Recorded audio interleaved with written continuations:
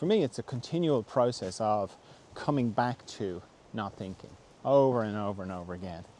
And from my mind's perspective, I'm terrible at meditation because I'm always thinking.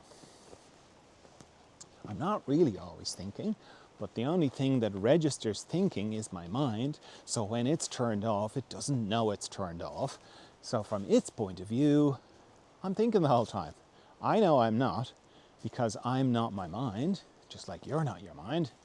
But from my mind doesn't know that. It knows it conceptually, but it's just another thought from my mind. It doesn't know the reality of it.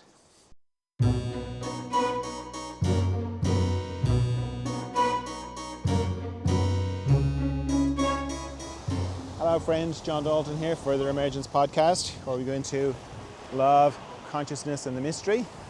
And in this episode we're going into the ego. Is it good or bad? Getting drained by other people? Food and illusion? Being terrible at meditation? Childhood promises? Sexual partners? And the psychic world. Alright, this person says, I appreciate your perspective, John. Wondering if you could speak on the positives of the ego. Seems like the ego is vilified by many, and personally I think it deserves some gratitude. But that's just my ego talking. Yes, I agree. But, well, I sort of agree. I'm not a big fan of hierarchy on the inside. I just don't think it helps, and it's not very compassionate. My sense is that there are certainly different parts of us on the inside, and it's helpful to recognize that and to accept that, and to not kind of, because when you do that, then you can understand why you behave irrationally, and we all behave irrationally, and we do things and we don't know why we do them. But and some parts have more consciousness than others. That's very good to know as well. But then I think it's a trap to make that a hierarchy and go some parts, the less conscious parts are in some way lesser than other parts. Because that's just another, it's like it's unconsciousness just talking about itself in a different way. So the way people talk about the ego is very unkind. The way people talk about the mind, you hear the monkey mind and all that. They're talking about themselves, but yet they're just very unkind about it. So I'm not a big fan of that. I'm equally not a big fan of the higher self with this kind of reverence, because that's just a very coded way of, again, not being kind or compassionate to another part of yourself. Oh, stupid old me and my higher self, or my guides were trying to tell me this thing. Guides are a different thing. That's kind of in the psychic world and to be avoided, or to go deeper than that. But so the way people talk about the ego, like, oh, all you have to do, the only thing to get happy is to get rid of your ego, right? Now, if your ego is actually just a part of you that's quite unconscious, or is not as conscious as other parts, that's very hard to hear that. How is that part going to get more conscious if you're trash talking it the whole time? Because generally what I have found is, while there's no hierarchy, there is certainly an order. And the least conscious parts are the parts that have to interface with existence. So those are the parts that don't have the bigger picture, that have to, talk to the postman, pay the gas bill, figure out about geopolitics, and have an opinion on them so they can trot out at dinner parties, and all the rest of it, okay? So those are the parts that have to interface and deal with everything, and they're the least resourced. And we badmouth them the whole time, if we think in terms of hierarchy. All the wounded parts, the trauma, they're all at the front. So it's not compassionate. And I don't mean compassionate in a kind of a hallmark kind of way. I mean compassion being a true expression of your true nature, to talk about them like that, you know? Because if you met somebody who had a traumatic brain injury and their cognitive function was impaired, you wouldn't talk about them like that. You would be very understanding and kind to them, because that's your nature. So it's the same on the inside, that when we behave cruelly or in ways that make us cringe, it's to kind of apply that kindness to those parts of us and go, well, let me understand, and let me help that part understand so it can move forward with the rest of me. Not to make it wrong, you know. And all parts have their place, and all parts have unconsciousness. It's not like the deeper parts are super, you know, they're free of it. And as I've said before, when the deeper parts see a bit of their unconsciousness, they're very disturbed, because they're not familiar with it. It doesn't happen that often to them. Whereas the frontal parts are like, well, that happens to me every hour. I see a bit of unconsciousness. So yeah, I wouldn't be too concerned, or not so much concerned. I don't really get into it. It's fine to recognize that there are different parts on the inside, but I think it's kind to recognize that all parts have unconsciousness, and to think a bit more in terms of having all parts move forward together, not just one part, and to not make one part wrong or less than another part.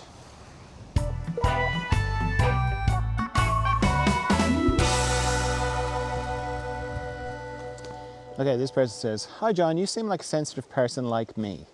Do you have any tips for not getting exhausted? I find people very draining. I feel everything." I do have a tip, because it comes up a lot in the one-to-one work that I do with people. And it's pretty simple actually to do. So if you think of vertical blinds, you know those things they have in offices. They're like Venetian blinds, but they're on their side, or they're vertical. And when they're closed, you can't see out. And then when they're open, depending on your where you're standing, they can be. It's almost like you can't see them. So it's kind of like that. You have that kind of idea inside energetically. If your blinds are closed, then you just get this onrush of other people's energy, and you're just bowled over by it. You know, it would be like putting a closed vertical blind in a fast flowing river. It would just like flatten it.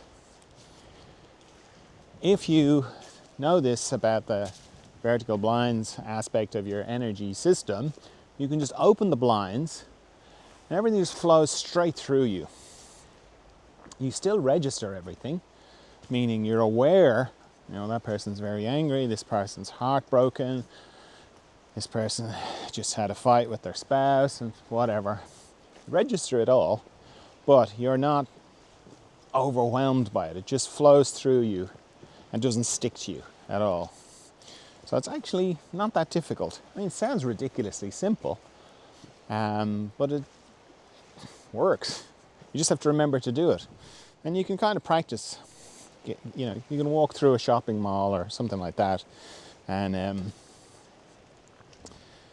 experiment with opening and closing your blinds on the inside. But yeah, vertical blinds, keep them open, let everything flow through, don't hold on to anything, just let it flow through, and you won't be exhausted. Because I'm very sensitive. I mean, you know, I work with people on the other side of the planet. I am that sensitive. So I had to figure it out for myself. And yeah, I can be around people and I can feel it all, but just go straight through. So, vertical blinds.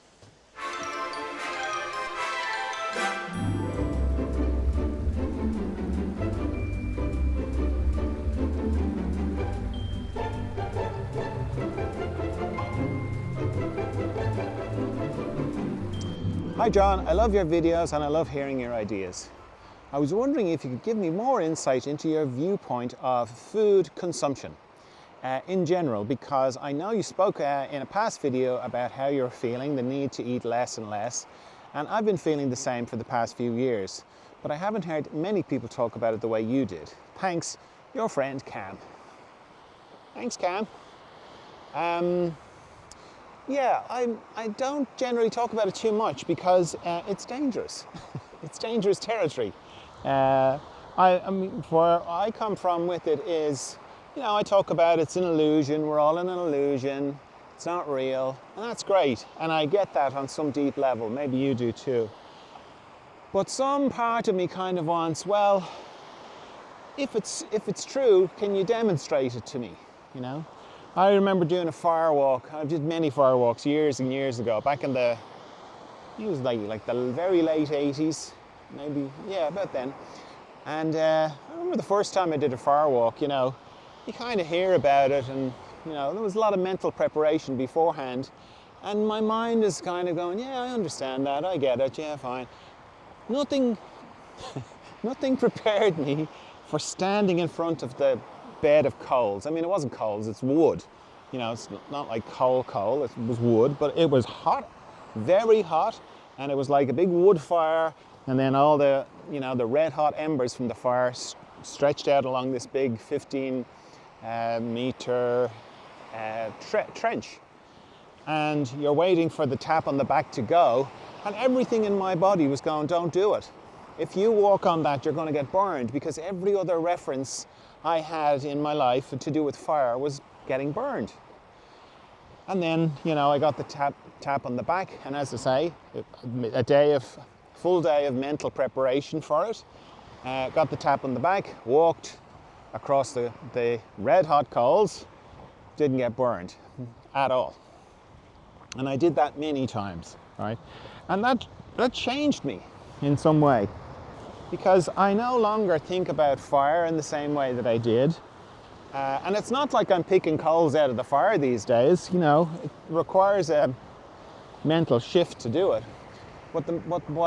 How it changed me was, it was like, well, what I thought about existence and the rules of existence are not the same. So the whole food and liquid thing to me is kind of in that realm.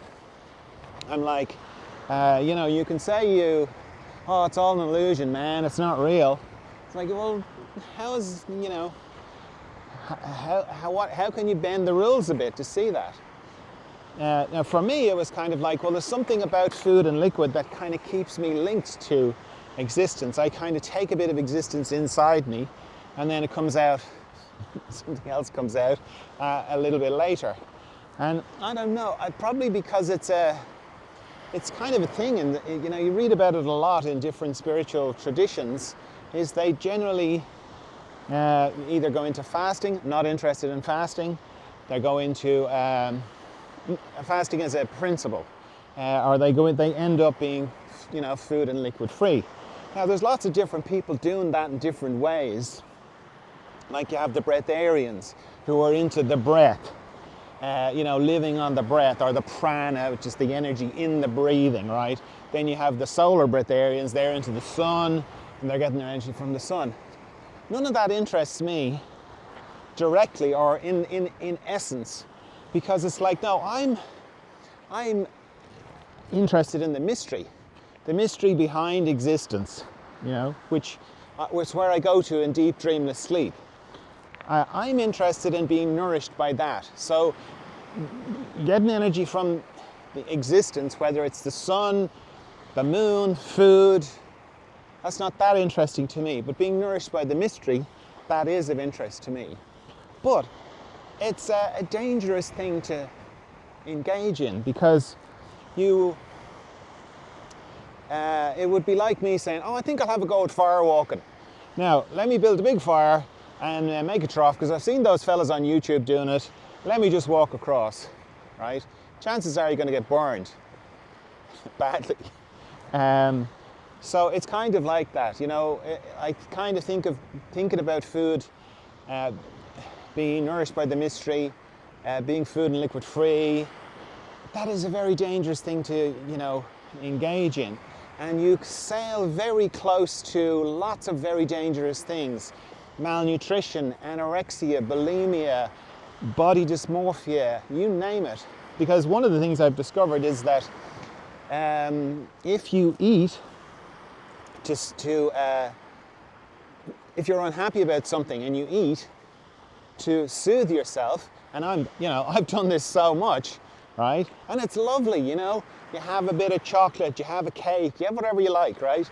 And it's this like nice warm blanket feeling in your stomach of the food, and it's just that feels great.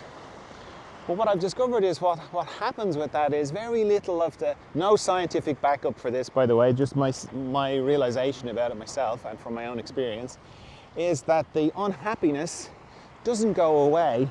It gets wrapped in fat and stored in your body, right? And I know that because when you start to lose weight, particularly if you're doing it consciously, you're suddenly miserable, right? I was kind of going, why am I so miserable? And it was like, it's all that packaged unhappiness inside me coming up, which makes perfect sense about why it is so difficult to lose weight. And if you, as I've said before, I don't have any willpower. I do everything like from the mystery or in tune with the mystery. So it's not like I'm, if I feel unhappy and, a cake or something is going to make me feel happier, well, I'll be eating the cake, But I do remarkable things, or at least I think they're remarkable to me, that I am able to, go without food and water for a certain period of time, or I do yoga and I do hiking, I do all these things, but no willpower. It's just I'm kind of moved to do them. So there I am losing weight and feeling miserable and going, God, I really would love another cake. That would get rid of this horrible feeling. And then kind of going, yeah, but then I'm just going to repeat the cycle. I'm just going to have something, I'm just redoing it again, So these are all very subjective things, but the main thing is it's dangerous. That's the thing. And that's really why I don't talk about it that much. But it's all from a consciousness point of view. There's loads of people who talk about fasting and intermittent fasting and all that. That's all grand. Just doesn't appeal to me. But I am interested in demonstrating to myself in the same way like the firewalking does. I'm interested in kind of going to, I have a sense that there's an evolutionary thing, or not in the species kind of way, maybe, I don't know, but more in a kind of like, there's a period in life when you're 40, beyond 40, because you know what people call the middle age spread. My sense is that is our bodies kind of going, you don't need to eat so much. I think up to that, it's like, well, eat everything. And for like younger people, I don't think it's really a thing, and they run much more. It's much more dangerous in terms of the anorexia and the bulimia and all the other things, because we've all got Instagram. We've all, there's all of that. So that's a lot for a younger person to deal with, and I don't think it happens naturally anyway. But in the just observing the changes in my body, like I'm 61 now, right? And from 40 on, I call it the great thickening.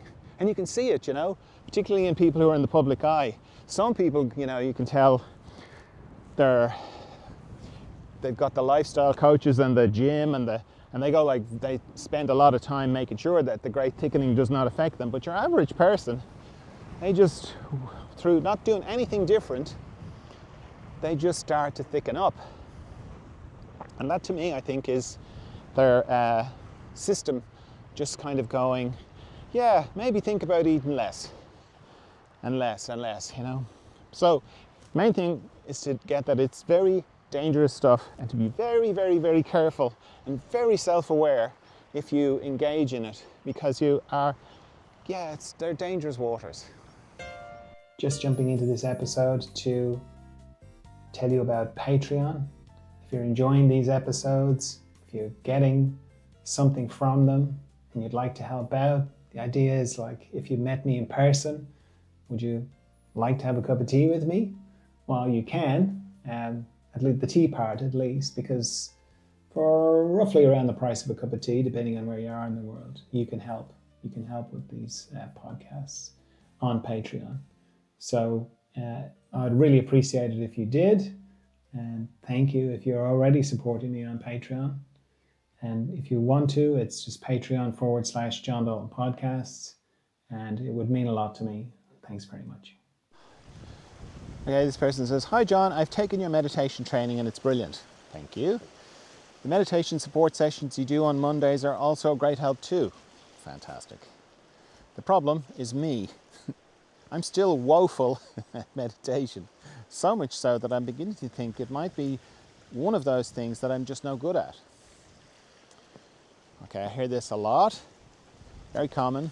Not just people who've done my meditation training, but just generally people who go, "Oh, meditation, I tried that, I'm not very good at it." Okay. And I think it's unfortunate, and probably a lot to do with the way the person thought meditation was going to be, because like my focus in meditation, the only reason I do meditation is to help with the process of becoming more conscious. It's happening anyway. So meditation for me is just a way of getting involved with it and helping it along in any way that I can. And I'm going into the mystery all the time in the meditation, and I'm dealing with the difficulty my mind has with that. Because my mind is convinced that it's me, just like your mind is probably convinced that it is you. So turning it off is disturbing. It freaks it out. It's like this thing that thinks it is a thing, or you, and then you turn it off and you're still around, but it's not. That's disturbing. So it will keep turning itself back on again.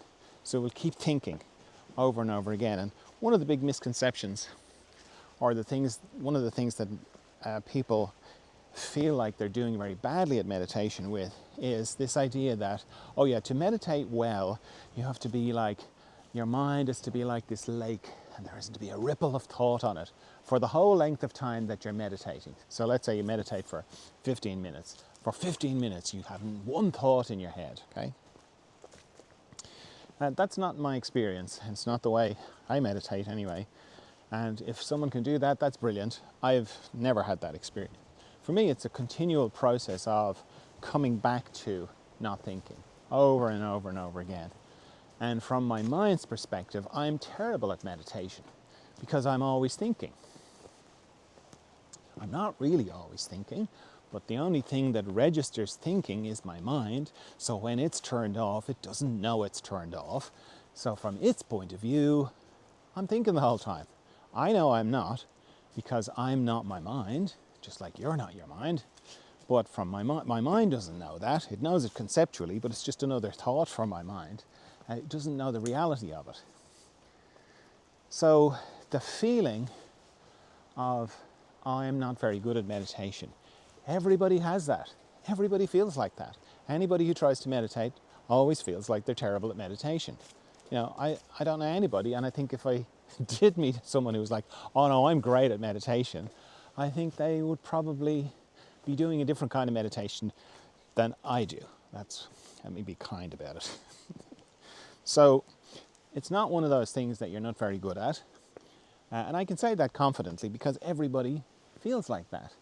And once you understand it, and once you understand, well, that's just my mind trying to make sense of this thing, this very disturbing thing. How can he turn me off? I'm him, but yet he's turning me off. How does that work? And who is he then if he's not me? I thought it was me. This is my mind. So, yeah.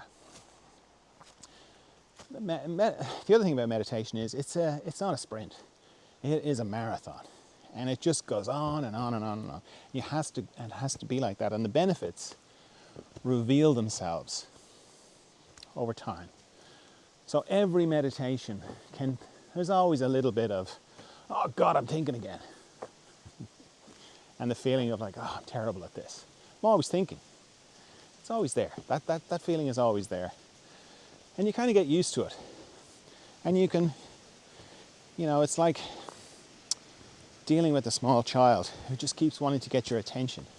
You know, it's not like you get angry with the child and beat the child. You don't do that, of course. You just lovingly keep bringing it back to not thinking. That's your focus. So yeah, keep going with it. You'll start to see the benefits over time. And it's very natural to feel like you're terrible at meditation.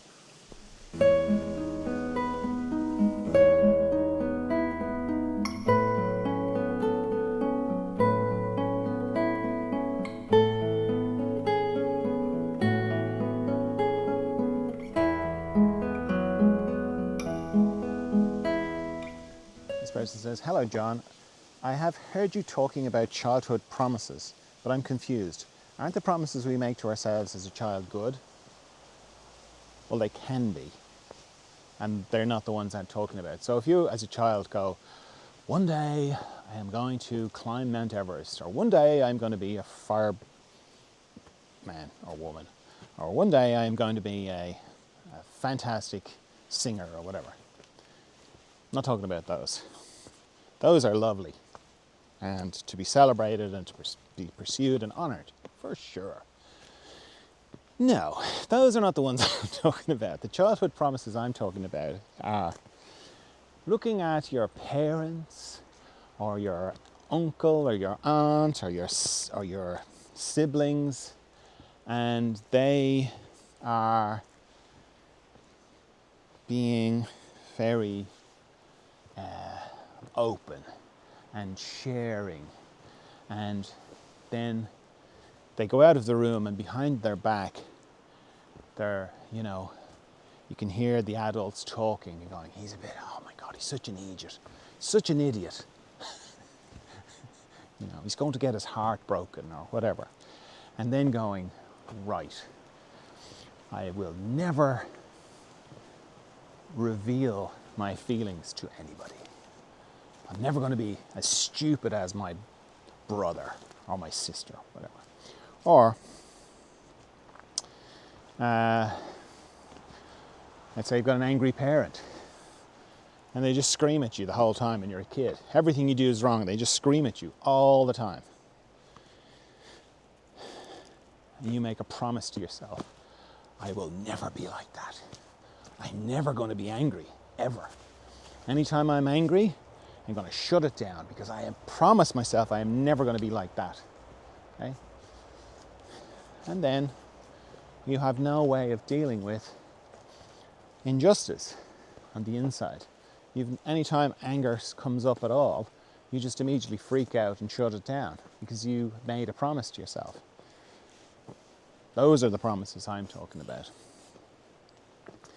And they are hard to uncover because they operate unconsciously.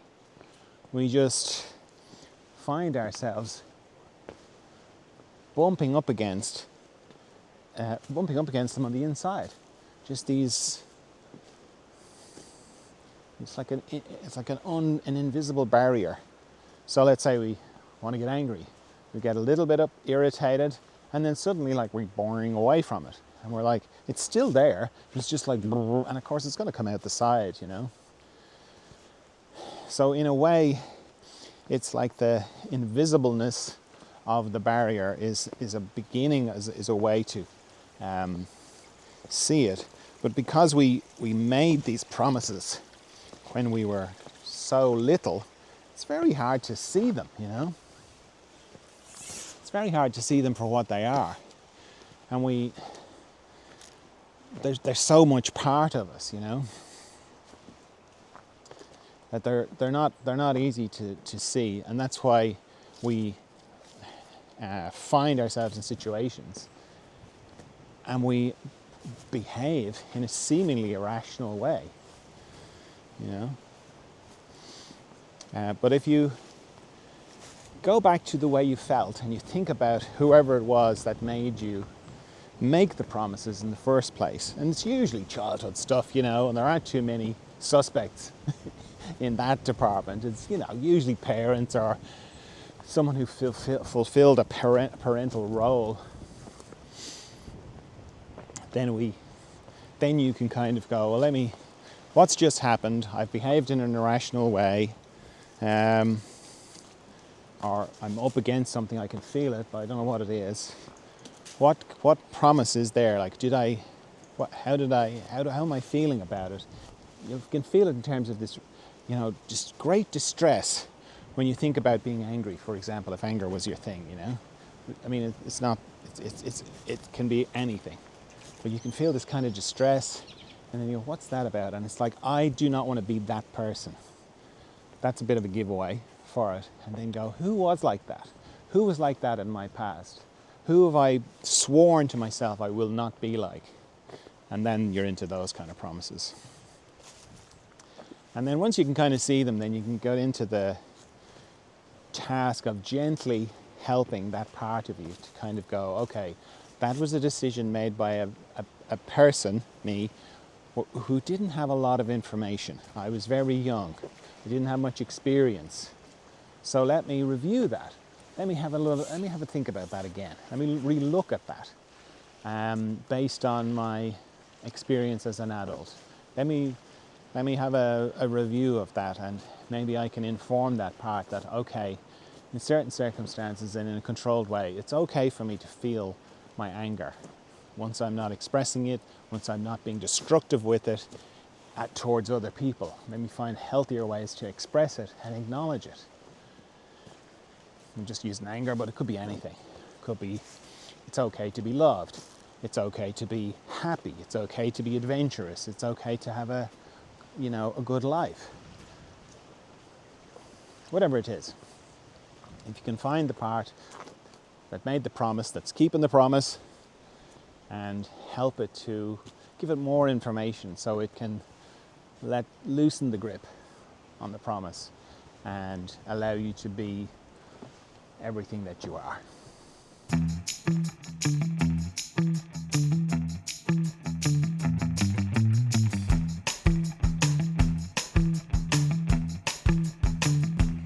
Okay, this person says, I'm curious about sexual partners.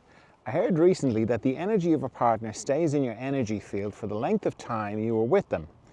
This didn't resonate with me at the time, but I'm aware that I'm holding on to past experiences from the relationship.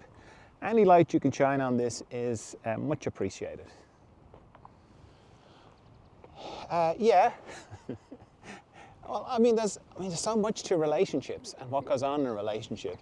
Of course, like all the different things that went on in the relationship, they're going to stay with you for sure. But then it's a bit like anything else, isn't it? Like, the experiences of childhood, they're going to stay with you as well. I suppose the difference in relationships is sex, because, I'm no expert on sex by any means, but it always baffles me how people just sort of have sex with each other and think it's nothing, or think it's just like giving them a little peck on the cheek or something like that. I've got other questions about sensitivity or whatever, but I'm pretty sensitive to people. I kind of have to be for the work I do.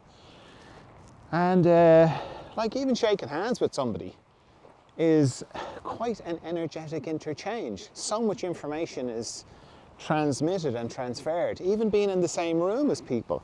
The cliche of you walk into a room and there's nobody in the room, but you feel like something happened in that room. Like maybe there was a fight. Some people had a fight in that room, because you've walked like an argument. So, when you think about how it happens in sex and how much interchange goes on, and that's assuming that it was lovely sex and it was great. If it wasn't, and really, it's not easy to have lovely sex because there's so much power play, so much interaction, so much childhood stuff being worked out. Yeah, that can get stuck in your body for sure. That can get stuck in your system, just like any other trauma if it happens to be traumatic. So yeah, it can. I don't know about the length of time. It'd be like if you were in prison for 20 years, that would have an impact that would last for 20 years. I think it depends on the trauma, You might be in a war zone for 3 days, and it could take you years to get over the trauma of that. So, don't know if it exactly equates the length of time is the length of time it takes you to get it out of your system. I don't know, but I think if you view it all as part of, all the stuff that you're working out in your life, and everything helps to help bring you more into consciousness, then it's not a special thing. It's not like, oh, the relationship, or oh, the terrible sex or the traumatic sex or whatever. It's just another thing, like is in there with the traumatic parents and the traumatic school friends or whatever that happened to you.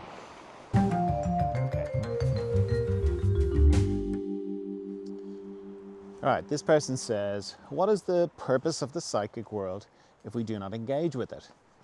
If we're able to discern entities and prevent being impacted by those who are not here for our highest good, why would it not be beneficial to work with those that are here to help us? Well, that's understandable.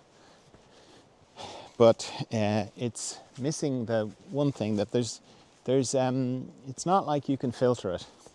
That's the dangerous thing about the psychic world. If you open yourself to all the good, in inverted commas, entities, your spirit guides, angels, fairies, you name it, all the good stuff, you're open then. It's like a door, it's like your front door. You open the front door to let all the good stuff in, all the bad stuff comes in too.